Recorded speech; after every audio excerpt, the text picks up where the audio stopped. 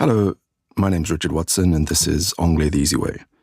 Today, I'd like to talk about the present. Now, there's a problem in English. We have two present tenses. There, I've said it, we have two. Okay, I agree. In fact, we have four, at least. But really, there's two that French people need to worry about. The first one is called the present simple. And I think the main reason we call it that is because it's really, really simple.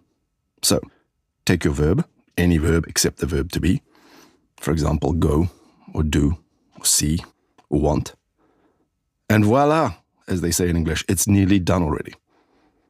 For example, take the verb go, or to go, and then you can say I go. Take do, and we can say we do. Take want, and you can say you want.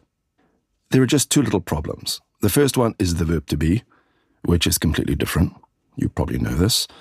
And you just have to learn it, right? I am, you are, we are, they are, he is, she is, it is. I bet you understood that perfectly, but I'm going to say it again.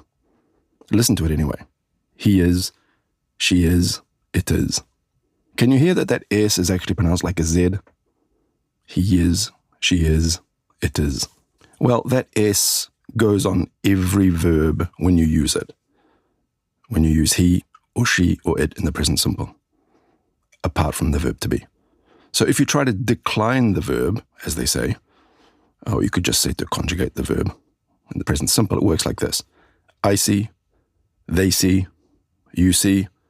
Yeah, I know, I'm changing the order. French people don't like this, but we don't have an order in English because we really never do this conjugation thing. So I'll do it again.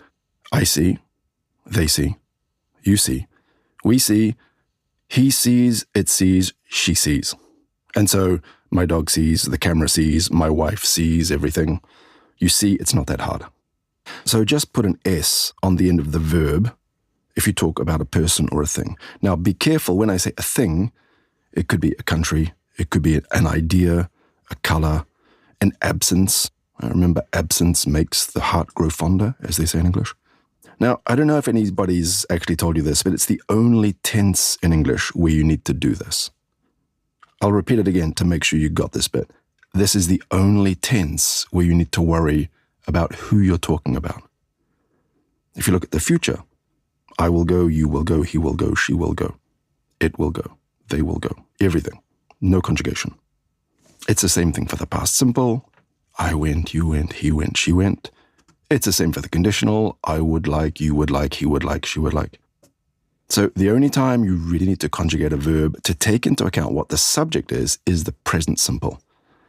And of course, the verb to be. Okay, I can hear what you're thinking. You're thinking, yeah, it's easy to conjugate, but it's hard to use in the right context. And I usually suggest that you learn your tenses by learning which time references they go with. And they go with them because the time reference is linked to the context. So what are the time references for the present simple? Well, it's things like in general, or usually, often, never, or sometimes, I sometimes think, every day I go, every month I work. Could be every time. Think of the song, Every Time You Go Away. So these expressions actually catch the context for you.